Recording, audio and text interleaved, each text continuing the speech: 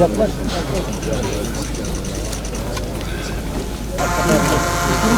Tamam. İçerisinde bulunduğumuz kardeşlerimizin metfun bulunduğu bu kabristandaki tüm kardeşlerimize rahmet eyle ya Rabbi.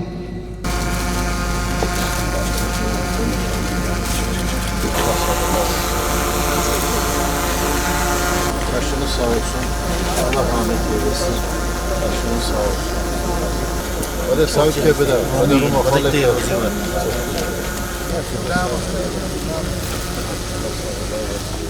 Allah razı olsun. Evet. Kolay vay razı olsun.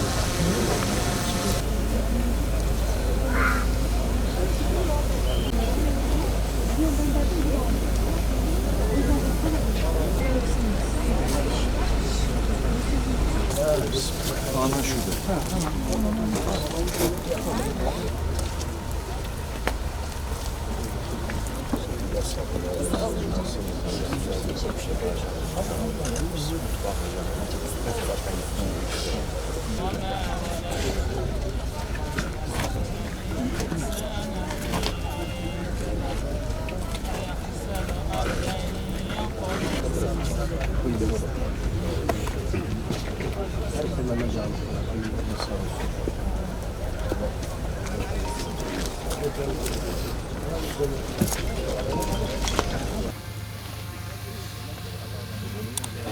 Babalara değil mi?